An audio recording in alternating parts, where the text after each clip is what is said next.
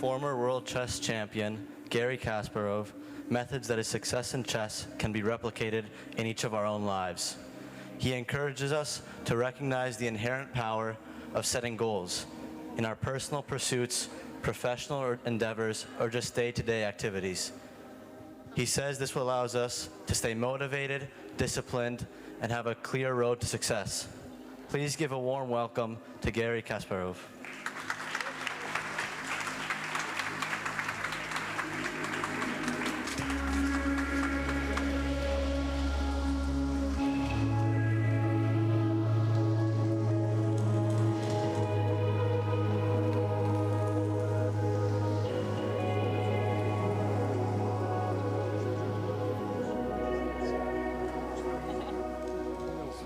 So waiting for traffic to settle.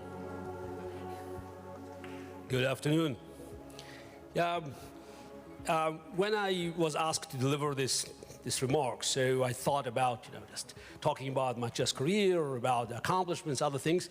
But listening to the last couple of days, so I think it should be more motivational because I want you to leave this conference in a good mood. I mean, you heard everything about mental problems. No, they're all key problems, but let's end up on something positive.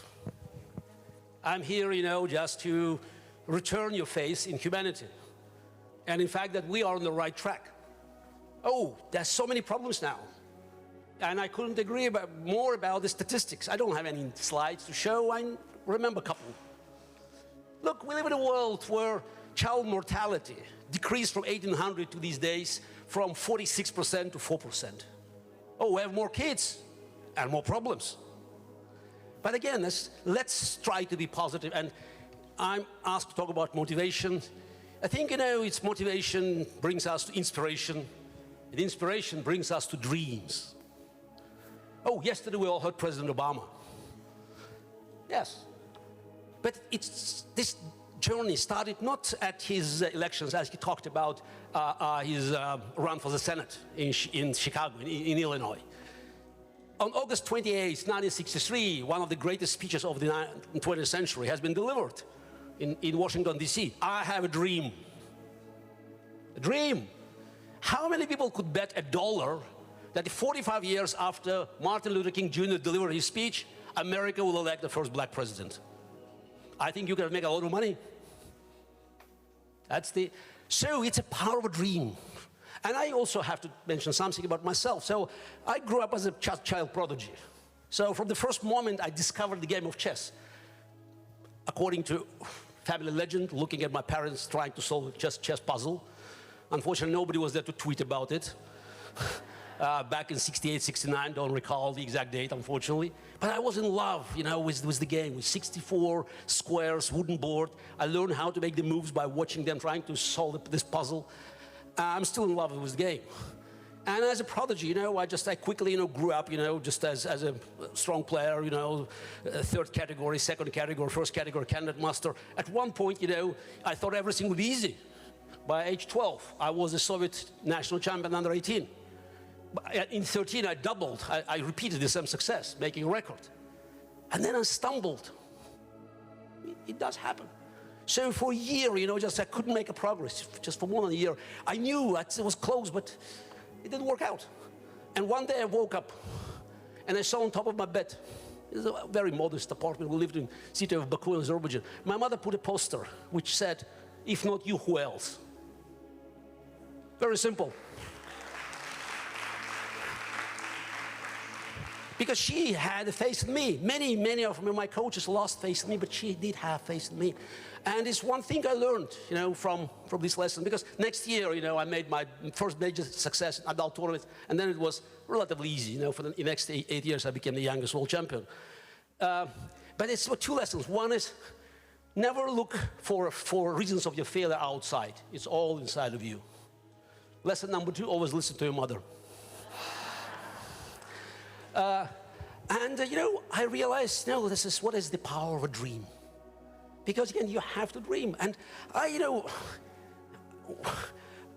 very often I'm getting really annoyed, and it's an understatement, by hearing about the end of the world. It's just around the corner. Oh, we watch so many Hollywood blockbusters, brainwashing, Terminators, Matrix, and these Arabian doomsayers telling us how bad is this. Yeah, of course, progress is like a coin, it has two sides, does it? Oh yeah, but I wish we deal with problems that we live now. Oh, we had terrible pandemics. I know as well as many others. I lost my mother to COVID.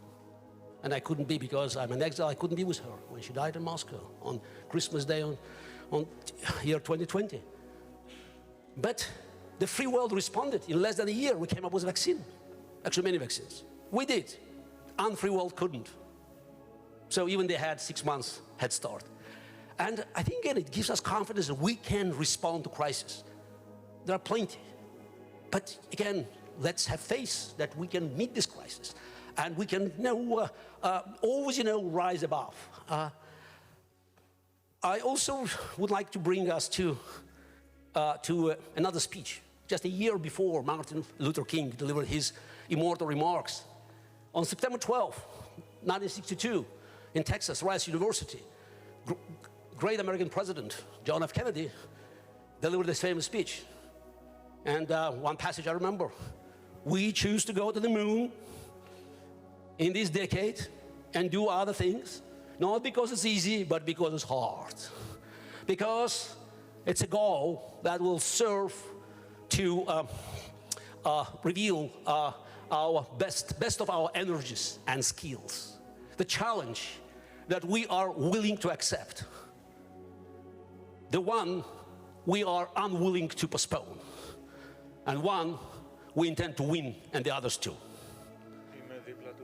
Can you imagine a politician making the same speech today? Not because it's easy, but because it's hard. And it did happen. It did happen. In 7 years, Americans land on the moon. And by the way, the entire computing power of NASA was probably, I don't know, 0.1% of the power of this device. And they did succeed. Now, ask the question, do we use it effectively?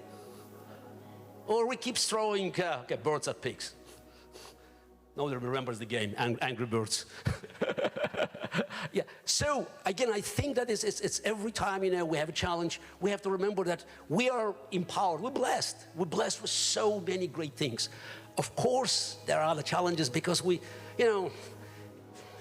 kids now, they have so many challenges, psychological challenges. And obviously it leads often to mental health problems because, again, they are overwhelmed.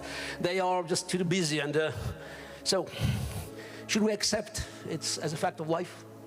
So I remember when the little one, it's my 7-year-old, looked at my daughter's, she's 16, DVDs with cartoons. He didn't know what it is. He thought it was Frisbees. Yeah, again, it's just, it's called progress. And when people, challenge me with all these threats, because we hear it all the time. Oh, now ChatGPT is at the end, so these machines will replace us. I say, look, machines there, and it's not a harbinger of utopia or dystopia. It's not, it's not a key to open gates of hell or gates of heaven. It's a tool that we invented. It's not a magic wand. It's not a Terminator. It's for us to use it. Again, does it threaten us potentially? Yes, it does, as every technology before. So what? We know that to destroy is easier than to build. But think about opportunities that is being offered to us. And again, I remain optimistic. And you hear it from the man. Remember the 1997 match? I played with the Blue. I was the first knowledge worker who had his job threatened by a machine. And I'm still optimistic. And I'm 60, and I know I will never be able to handle computers and telephones as much as my kids. So what? I learn from them. I'm proud, but I'm also proud that next generations can do better than us. So, what I can tell you that is now, it's let's embrace the power of dream. You know what? Machines can do many things. They cannot dream even in sleeping mode. We can. And that's the That should make us comfortable, because human creativity, motivations, inspiration, those are not quantifiable. No machines will ever replace us. Machines made us stronger. Did they? They made us faster. Did they? Why not expecting intelligent machines make us smarter? And with all the negatives that you heard over these couple of days here, think about the power of a dream, that these machines will help us to realize our biggest dreams, to go to the stars, and to open a new chapter in the history of humanity. Thank you.